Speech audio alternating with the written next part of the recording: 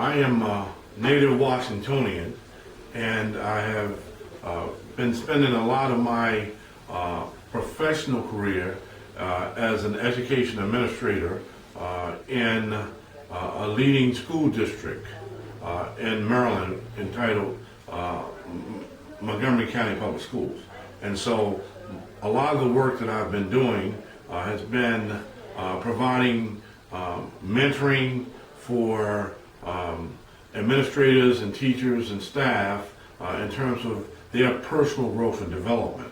A major part of what I do as well is speaking engagements at schools in the area of team building in terms of academic achievement, provide for a mentoring program for at least 150 students currently, and pretty much giving them some encouragement, positive encouragement, which we all need, but to make sure that it allows for them to have a vision about college as well as their career dreams and their passion.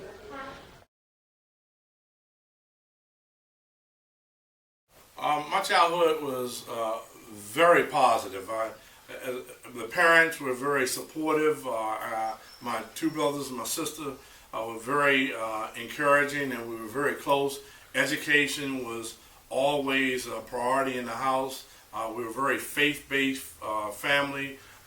We believed that it was all for one and one for all, and we had two parents who were role models not only for us but for the entire neighborhood. Growing up, right across from the playground, there's a whole lot of activity going on. After school, we participated in baseball, football, basketball, and as I said, the brothers playing in all three sports. Being the second oldest, I really thought that my older brother was not only a great athlete, but he was a leader. And so he taught me a lot of leadership. He taught me a lot about being competitive. He taught me a lot about being a team player. But he also taught me about how to prepare to be the best, whatever I was going to play. And so, some of the positions that I ended up playing athletically, were leadership roles. It was like quarterback and safety. I was a pitcher when he was the catcher, and then I was the point guard. I first realized I had an eyesight challenge when I was in kindergarten. I was actually 5 years old. But it wasn't until 8 years old that my parents took me to the National Institute of Health, which I then was diagnosed with Juvenile Macular Degeneration. Juvenile macular degeneration is a diagnosis of an eyesight disease which indicates that an individual does not have center sight but has 20/20 peripheral, meaning that you can see from your side just like any normal individual, but a straight ahead, direct sight is very challenged.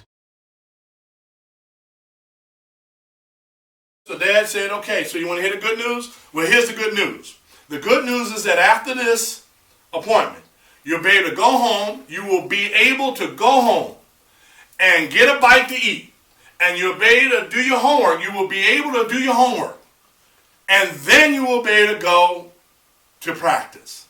You'll be able to go to football practice. And that was football season at that time. And I said, wow, okay, so that's the good news. I said, so what's the bad news? Remember, I'm 8 years old. So I said, what's the bad news, Mom and Dad? Dad said, well, the bad news is that you at 8 years old have been diagnosed with juvenile macular degeneration, which means that you are legally blind, which really means that you have a challenge, you have an obstacle to overcome. In that time, they call it a handicap. So you have a sight disability. You have a handicap. But he said that the term I want you to use, my mom and my dad had discussed this, and said the term I want you to use, though, is that you are handicapable. That you are capable, son, of doing anything, of being anything, of achieving anything, and doing anything that you want to be in your life. And we are going to support you and encourage you, just like we're going to do for the other two sons and the daughter that we have. Because we're in this together. So are you ready to leave? Because if so, then it's time to get ready to go home and do the things that we said you could do before you go to football practice.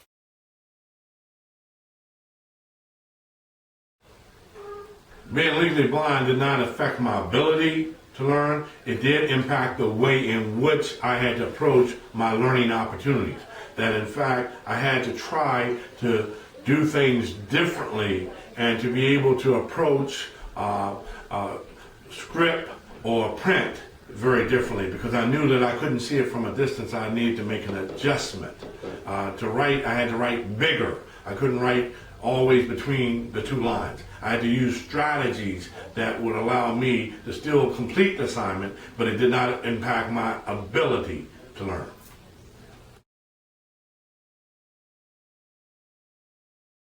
Well, the challenges that I was confronted with very early was at home is to make sure that I had enough lighting.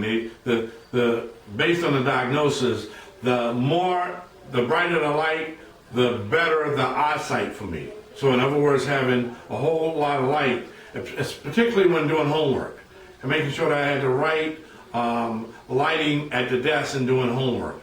Also, trying to write, again, on paper and between the lines, notebook paper, I would probably have to use 3 lines instead of 2.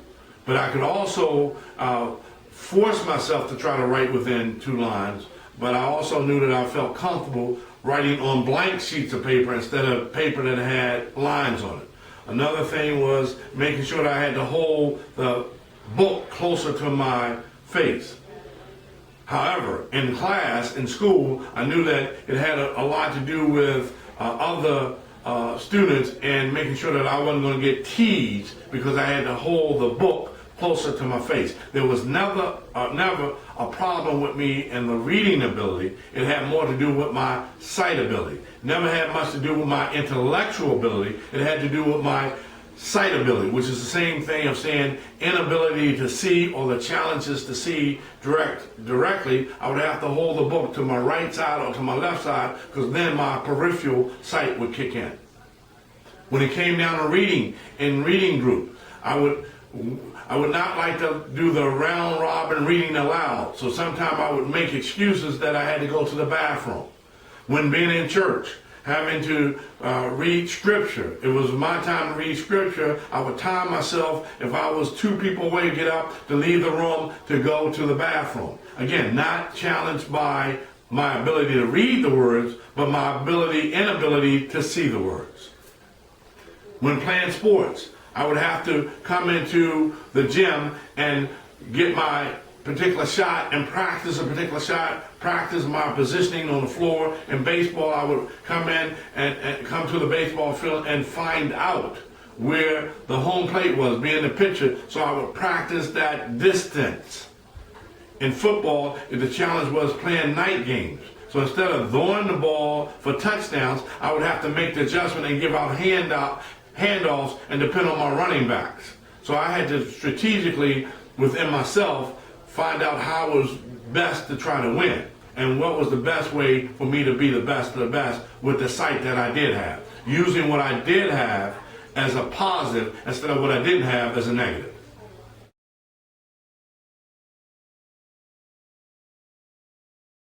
Ask for help when you need. Ask for the help when you need it. It's okay, because the resources are now available in schools where you can, as parents, you can ask for the help that your child needs. And for the child, you can be very honest, open, and transparent about what your needs are, what you expect, and what you want. Because your desire is really to try to be the best student you can be.